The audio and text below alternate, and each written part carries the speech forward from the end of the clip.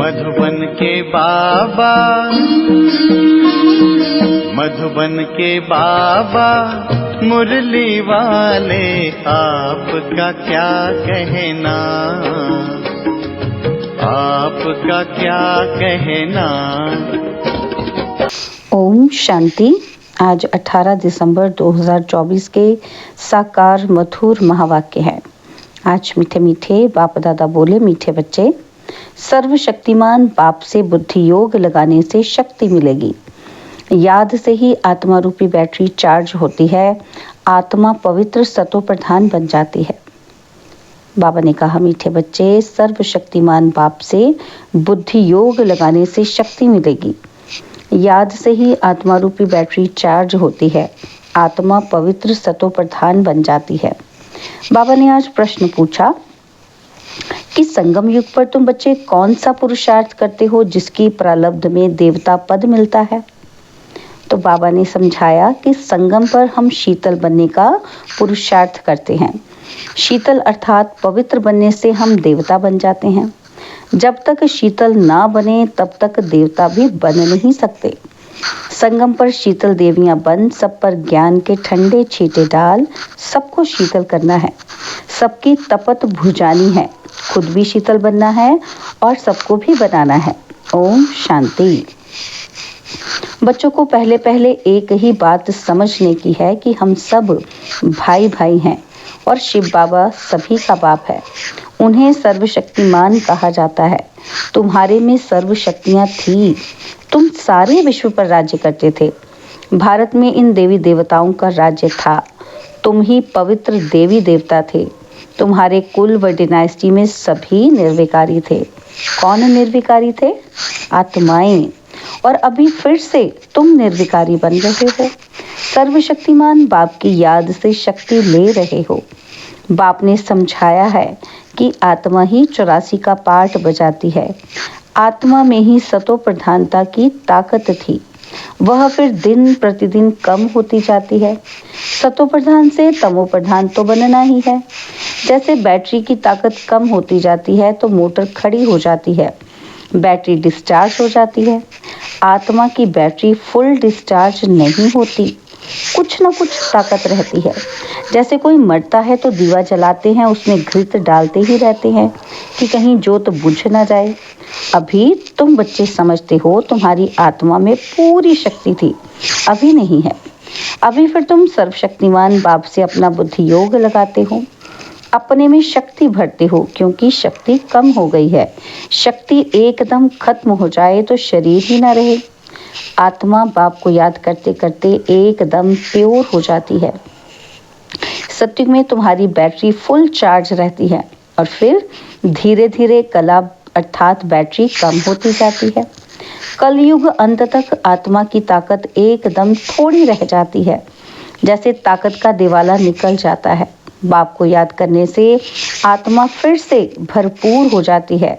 तो अभी बाप समझाते हैं, एक को ही याद करना है। ऊंच ते ऊंच है भगवंत, बाकी सब है रचना।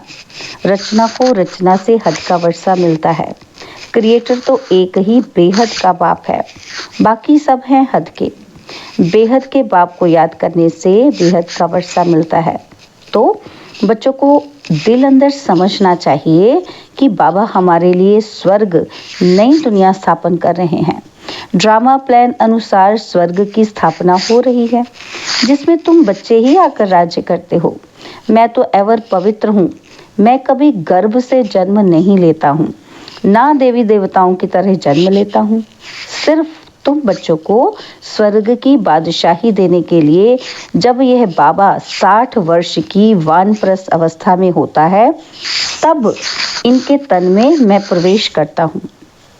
यही फिर नंबर 1 तमो प्रधान से नंबर 1 सतो प्रधान बनता है। ऊंच ते ऊंच है भगवान और फिर है ब्रह्मा विष्णु शंकर सूक्ष्म वतनवासी। यह ब्रह्मा विष्णु शंकर कहाँ से आए? यह सिर्फ साक्षात्कार होता है। सूक्ष्म वतन बीच का है ना, जहाँ स्थूल शरीर है नहीं। सूक्ष्म शरीर सिर्फ दिव्य दृष्टि से देखा जाता है। ब्रह्मा तो है सफेद वस्त्रधारी और यह विष्णु है हीरे जवाहरों से सजा सजाया।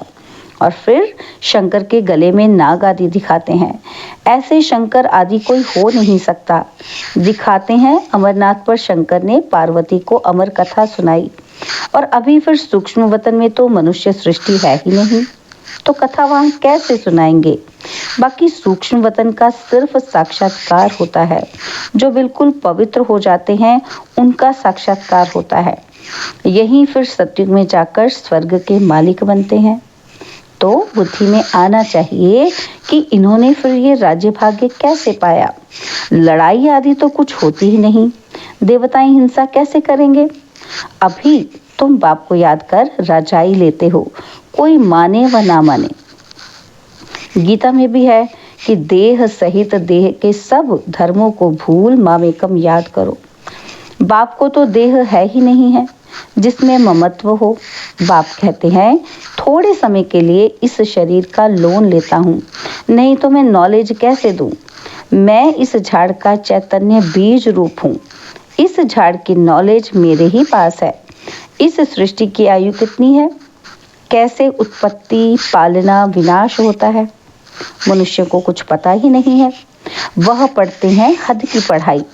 बाप तो बेहद की पढ़ाई पढ़ाकर बच्चों को विश्व का मालिक बनाते हैं। भगवान कभी देहधारी मनुष्य को नहीं कहा जाता। इन्हों को ब्रह्मा विष्णु शंकर को भी अपनी सूक्ष्म देह है, इसलिए इन्हें भी भगवान नहीं कहेंगे। यह शरीर तो इस दादा की आत्मा का तख्त है, अकाल तख्त है ना, तो अभी यह अकाल मूर्त बाप का तख्त है। अमृतसर में भी अकाल तख्त है। बड़े बड़े जो होते हैं वहां अकाल तख्त पर जाकर बैठते हैं। अभी बाप समझाते हैं कि यह सब आत्माओं का अकाल तख्त है। आत्मा में ही अच्छे व बुरे संस्कार होते हैं, तब तो कहते हैं कि यह कर्मों का फल है। सब आत्माओं का बाप एक ही है। बाबा कोई शास्त्र आदि पढ़कर नहीं समझाते हैं। यह बातें भी शास्त्रों आदि में नहीं है। तब तो लोग चिढ़ते हैं, कहते हैं यह लोग शास्त्रों को नहीं मानते। साधु संत आदि गंगा में जाकर स्नान करते हैं तो क्या पावन बन गए? वापिस तो कोई जा नहीं सकते। सब पिछाड़ी में जाएंगे, जैसे मकड़ों का झुंड व मक्खियों का झुंड जाता है। मक्खियों में भी क्वीन मक्खी होती है, उनके पिछाड़ी सभी जाते हैं। बाप भी जाएंगे तो उनके पिछाड़ी सब आत्माएं भी जाएंगी। मूल वतन में भी जैसे सभी आत्माओं का झुंड है और यहाँ फिर है सभी मनुष्यों का झुंड, तो यह झुंड भी एक दिन भागना है। बाप आकर सभी आत्माओं को ले जाते हैं। शिव की बारात गाई हुई है। बच्चे कहो व बच्चियां कहो, बाप आकर बच्चों को याद की यात्रा सिखलाते हैं। पवित्र बनने बगैर आत्मा घर वापस जा नहीं सकती। जब पवित्र बन जाएगी तो पहले शांति धाम में जाएगी, फिर वहां से आहिस्ते आहिस्ते आते रहते हैं। वृद्धि होती रहती है। राजधानी बननी है ना, सभी इकट्ठे नहीं आते हैं। झाड़ आहिस्ते आहिस्ते वृद्धि को पाता है ना, तो पहले पहले आदि सनातन देवी देवता धर्म है जो बाप स्थापन करते हैं।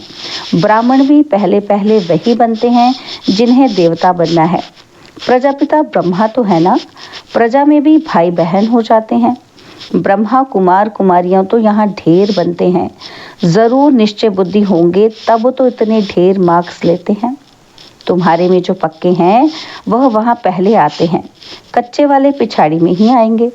मूल वतन में सभी आत्माएं रहती हैं, फिर नीचे आती हैं तो वृद्धि होती जाती है। शरीर बिगर आत्मा कैसे पाठ बजाएगी? यह पाठ धारियों की दुनिया है जो चारों युगों में फिरती रहती है। सतयुग में हम तो देवता थे, फिर क्षत्रिय वैश्य शूद्र बनते हैं। अभी यह है पुरुषोत्तम संगम युग। यह युग अभी ही बनता है जबकि बाप आते हैं। यह अभी बेहद की नॉलेज बेहद का बाप ही देते हैं। शिव बाबा को अपने शरीर का कोई नाम नहीं है। यह शरीर तो इस दादा का है। बाबा ने थोड़े समय के लिए ये लोन लिया है। बाप कहते हैं हमको तुमसे बात करने के लिए मुख तो चाहिए ना। मुख ना हो तो बाप बच्चों से बात भी ना कर सके। और फिर बेहद की नॉलेज भी इस मुख से सुनाता हूँ, इसलिए इसको गौ मुख भी कहते हैं। पहाड़ों से पानी तो कहीं भी निकल सकता है, और फिर यहाँ गौमुख बना दिया है, उससे पानी आता है। उन्हें फिर गंगा जल समझ पीते हैं। उस पानी का फिर कितना महत्व रखते हैं। इस दुनिया में है सब झूठ, सच तो एक बाप ही सुनाते हैं। और फिर वह झूठे मनुष्य इस बाप की नॉलेज को झूठ समझ लेते हैं। भारत में जब सतयुग था तो इसको सचखंड कहा जाता था, और फिर भारत ही पुराना बनता है तो हर बात, हर चीज झूठी होती है। कितना फर्क हो जाता है। बाप कहते हैं तुम हमारी कितनी ग्लानि करते हो, सर्वव्यापी कहकर कितना इंसल्ट किया है। शिव बाबा को बुलाते ही हैं इस पुरानी दुनिया से ले चलो। बाप कहते हैं मेरे सभी बच्चे काम चिता पर चढ़कर कंगाल बन गए हैं। बाप बच्चों को कहते हैं तुम तो स्वर्ग के मालिक थे ना, स्मृति आती है। बच्चों को ही समझाते हैं, सारी दुनिया को तो नहीं समझाएंगे। बच्चे ही बाप को समझते हैं, दुनिया इस बात को क्या जाने। सबसे बड़ा कांटा है काम का, नाम ही है पतित दुनिया, और सतयुग में है 100% पवित्र दुनिया। मनुष्य ही पवित्र देवताओं के आगे जाकर नमन करते हैं। भल बहुत भक्त हैं जो वेजिटेरियन हैं, परंतु ऐसे नहीं कि विकार में नहीं जाते हैं। ऐसे तो बहुत बाल ब्रह्मचारी भी रहते हैं, छोटेपन से कभी छीछी खाना आदि नहीं खाते हैं। सन्यासी भी कहते हैं कि निर्विकारी बनो, घर बार का सन्यास करते हैं, फिर दूसरे जन्म में भी किसी गृहस्थी के पास जन्म ले, फिर घर बार छोड़ जंगल में चले जाते हैं। परंतु क्या पतित से पावन बन सकते हैं? नहीं, पतित पावन बाप की श्रीमत पर बिगर कोई पतित से पावन बन नहीं सकते। भक्ति है उतरती कला का मार्ग, तो फिर पावन कैसे बनेंगे? पावन बने तो घर आ जावें, स्वर्ग में आ जाएं। और सतयुगी देवी देवताएं कब घर बार छोड़ते हैं क्या? उन्हों का है हद का सन्यास, तुम्हारा है बेहद का सन्यास। सारी दुनिया, मित्र संबंधी आदि सब का सन्यास। तुम्हारे लिए अभी स्वर्ग की स्थापना हो रही है। तुम्हारी बुद्धि स्वर्ग तरफ है, मनुष्य तो नरक में ही लटके पड़े हैं। तुम बच्चे फिर बाप की याद में लटके पड़े हो। तुमको शीतल देवियां बनाने के लिए ज्ञान चिता पर बैठाया जाता है। शीतल अक्षर के अगेंस्ट है तपत। तुम्हारा नाम ही है शीतला देवी। एक तो नहीं होगी ना, जरूर बहुत होंगी जिन्होंने भारत को शीतल बनाया है। इस समय सभी काम चिता पर जल रहे हैं। तुम्हारा नाम यहाँ शीतला देवियां हैं। तुम शीतल करने वाली, ठंडा छींटा डालने वाली देवियां हो। छींटा डालने जाते हैं ना, तो यह है ज्ञान के छींटे जो आत्मा के ऊपर डाले जाते हैं। आत्मा पवित्र बनने से शीतल बन जाती है। इस समय सारी दुनिया काम चिता पर चढ़ काली हो पड़ी है। अब कलश मिलता है तुम बच्चों को। कलश से तुम खुद भी शीतल बनते हो और दूसरों को भी बनाते हो। यह भी शीतल बने हैं ना, तो दोनों इकट्ठे हैं। घर बार छोड़ने की तो बात ही नहीं, लेकिन गौशाला बनी होगी तो जरूर कोई ने घर बार छोड़ा होगा। किस लिए? ज्ञान चिता पर शीतल बनने के लिए। जब तुम यहाँ शीतल बनेंगे तब ही तुम देवता बन सकते हो। अभी तुम बच्चों का बुद्धि योग पुराने घर की तरफ नहीं जाना चाहिए। बाप के साथ बुद्धि लटकी रहे, क्योंकि तुम सबको बाप के पास घर जाना है। बाप कहते हैं मीठे बच्चे, मैं पंडा बनकर आया हूँ तुमको ले चलने। यह शिव शक्ति पांडव सेना है। तुम हो शिव से शक्ति लेने वाली, वह है सर्वशक्तिमान। मनुष्य तो समझते हैं परमात्मा मरे हुए को जिंदा कर सकते हैं, परंतु बाप कहते हैं लाडले बच्चे, इस ड्रामा में हर एक को अनादि पार्ट मिला हुआ है। मैं भी क्रिएटर, डायरेक्टर, प्रिंसिपल एक्टर हूँ। ड्रामा के पार्ट को हम कुछ भी चेंज नहीं कर सकते। मनुष्य समझते हैं पत्ता पत्ता भी परमात्मा के हुक्म से चलता है, लेकिन परमात्मा तो खुद कहते हैं कि मैं भी ड्रामा के अधीन हूँ, इसके बंधन में बांधा हुआ हूँ। ऐसे नहीं कि मेरे हुक्म से पत्ते हिलेंगे।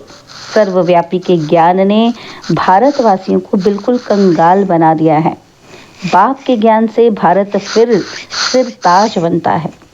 अच्छा, मीठे मीठे सिकिलदे बच्चों प्रति माता पिता बाप दादा का याद प्यार और गुड मॉर्निंग। रूहानी बाप की रूहानी बच्चों को नमस्ते। हम रूहानी बच्चों की रूहानी बाप दादाजी को दिलवा जान सिकवा प्रेम से नमस्ते।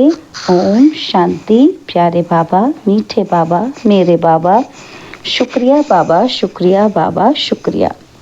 धारणा के लिए मुख्य सार है। पहला पॉइंट है, सूर्यवंशी में पहले पहले आने के लिए निश्चय बुद्धि बन फुल मार्क्स लेनी है, पक्का ब्राह्मण बनना है, बेहद की नॉलेज स्मृति में रखनी है। सेकंड पॉइंट है, ज्ञान चिता पर बैठ शीतल अर्थात पवित्र बनना है, ज्ञान और योग से काम की तपत समाप्त करनी है।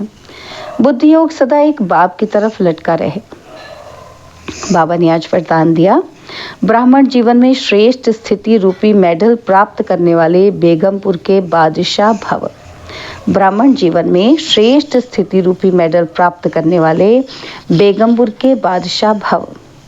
आप सब अपनी स्वस्थिति अच्छे से अच्छी बनाने के लिए ही ब्राह्मण बने हो। ब्राह्मण जीवन में श्रेष्ठ स्थिति ही आपकी प्रॉपर्टी है। यही ब्राह्मण जीवन का मेडल है। जो यह मेडल प्राप्त कर लेते हैं वह सदा अचल अडोल एक रस स्थिति में रहते सदा निश्चिंत बेगमपुर के बादशाह बन जाते हैं। वे सर्व इच्छाओं से मुक्त इच्छा मात्रम अविद्या स्वरूप होते हैं। स्लोगन है, अटूट निश्चय और फलक से कहो मेरा बाबा तो माया समीप भी नहीं आ सकती। अटूट निश्चय और फलक से कहो मेरा बाबा तो माया समीप भी नहीं आ सकती। ओम शांति।